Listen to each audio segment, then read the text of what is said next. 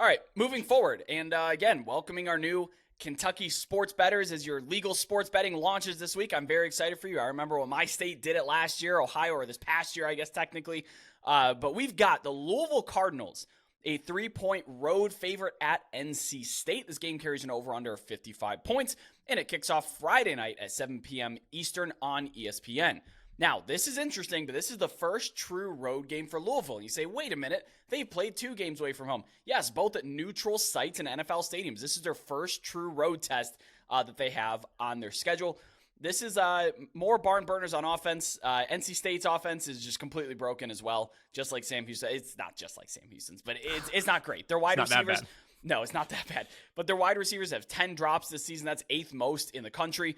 I talked about it a little bit last week. Brennan Armstrong has not looked great. I thought it really wasn't all his fault, not entirely his fault. I still stand by that, but he's not helping too much. He's been really indecisive, fairly inaccurate as well. And the rest of the NC State offense just doesn't have enough skill talent to be able to offset that. Since Tim Beck is gone, and they've brought in a new offense and things like that. He's tearing down that offense in Coastal Carolina. And I thought the NC State would improve, but they're not. They're almost regressing from last year. And I have to imagine now this is a Dave Doran problem.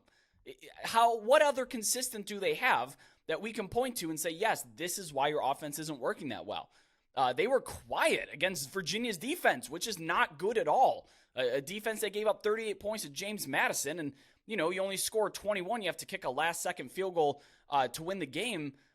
Even that was pretty lucky because Virginia they didn't want to win the game, so they said, here you go. Anthony Calandria specifically, he's like, here you go, you can win the game. That was a lot of fun, though, to watch. Louisville is far, far more dangerous offensively than Virginia or UConn. And then that Notre Dame game was kind of weird with the delays and stuff like that. But, Louisville, very explosive. They have the second most 30-plus yard plays this season. Jawar Jordan, one of my favorite players in the FBS. He's second in yards after contact average. And he has 8 rushes over 15 yards. Kelly, for reference, NC State's entire team has 6 rushes of 15 or more yards. And Jawar Jordan has 8 by himself. The Wolfpack, their defense is usually pretty good. That's regressed too. Their corners have been really bad. They're allowing 21 yards per reception between the 2 starters. 21 yards per reception for these 2 starting corners for NC State. The ADOT here is 15.9 and 12.9, depending on which one you look at. Teams are not afraid to just bomb the football downfield on them, and it's working. And you know what? Louisville is a guy called Jamari Thrash, who's averaging 21 yards per reception himself and has 5 scores this year. I'm looking to him. I'm looking to his props. They're going to be really inflated, probably mid-80s or higher. I'm still considering an over bet on Jamari Thrash's receiving yards in this game. NC State, they're decent at mitigating chunk plays. They're tied for 17th and 10 yards or more plays allowed. Let me rephrase that. 17th and 10-plus yard plays allowed. That's a much more concise way to say it. But they do give up home runs. Like I said, the 30-plus yard plays, they've given up 10 of them. That's a bottom 20 number nationally. 2 teams that started the season power rated number 39 and number 40, so right next to each other, but have trended in opposite directions since. From a resume standpoint, Louisville's number 19 in my most deserving rankings. There's a 72% chance that the average top 25 FBS team would be 4-0 against Louisville's schedule. That's 20th best in the country, so pretty strong. The average top 25 team would be expected to outscore Louisville's opponents by 2.7 points per game more than the Cardinals have so far. That's 26th best in the country. So again, strong for Louisville here. From a predictive standpoint, I have Louisville minus 6.5. It's a 68% win expectancy. The Cardinals are up 4.5 points in the ratings and currently number 28 in the corresponding rankings with my power ratings this week. They're the number 16 offense and the number 47 defense. So as you said, this offense, Jeff Brom gets there and all of a sudden he's bringing it with him and doing a lot with a quarterback that hasn't always done a lot at previous stops. So despite being just the 7th best power rated team in the ACC, Louisville has the 2nd best chance to make the conference championship game behind only Florida State due to the relative ease of their conference schedule for the Cardinals upcoming here.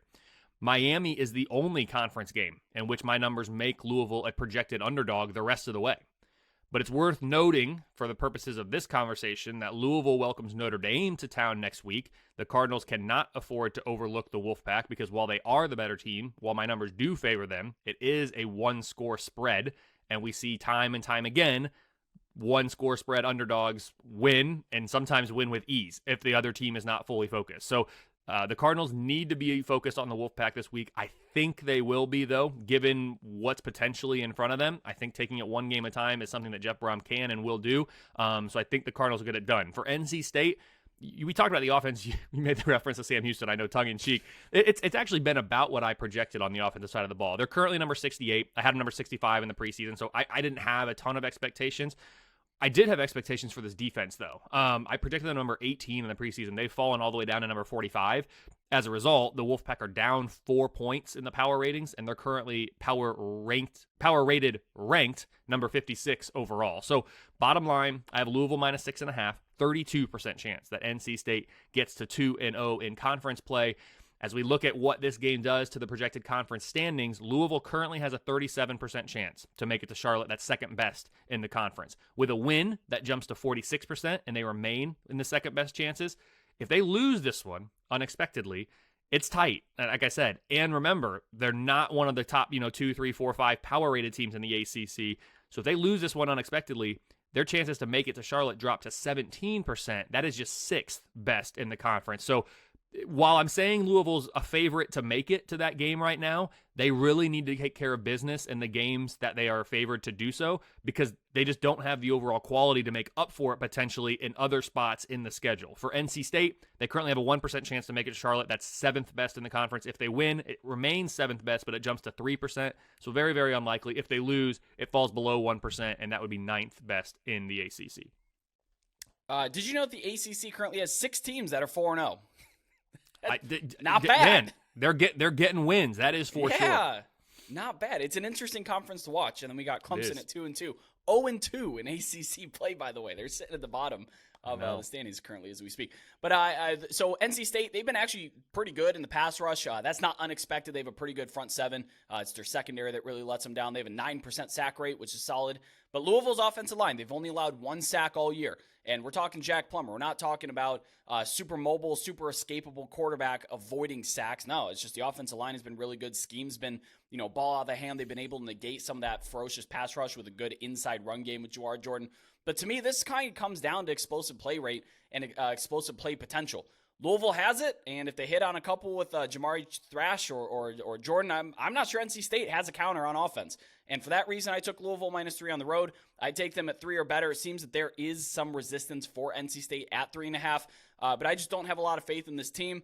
I think that they're a big enough and quality enough opponent for Louisville to not overlook them with Notre Dame on tap, if nothing else, just because they've been good in the past few years and because of the logo recognition. But yeah, Louisville -3 is my play on this one. Before we move there, Brett, just playing off your 4-0 comment, there are 6 teams in the ACC that I currently project to with a regular season projected win total of 8.8 or more. Wow. Basically, wow. 6 teams that I give a better than 50-50 chance to reach 9 regular season wins. And get this, it doesn't even include Clemson. Clemson's not in that group. It's Florida State, it's Miami, it's North Carolina, Syracuse, this Louisville team, and Duke. Clemson projecting at 7.1 regular season wins now, given where they are. Their most likely record there for Clemson is looking like a 7-5. Oh, no. I mean, that's their most likely, followed closely by 8-4. There is a 14% chance that they still reach 9+ regular season wins. But if you would have told me a month ago right now when the season started, hey, after 4 weeks, you're going to have all these teams at 4-0, you're going to have 6 teams that have a projected win total of 8.8 or more, how much you want to bet Clemson's not one of those teams? I mean, I would have taken any odds you offered and said that's a guaranteed winner. Like that's college football, and Louisville is right there in that mix. Yeah, and our top 2 conferences, as it stands right now, is the ACC and Pac-12, aka the 2 conferences that were supposed to be thrown out, and one that is being thrown out. It's conference realignment. Yep. And the 2 big, the Big Ten and the SEC, quite frankly, are not playing very well. Besides maybe their absolute top. It's the college football gods giving us some sort of justice and just a feeling of good before that all happens, which I think is not good, but it is what it is, and we're following money. I get it.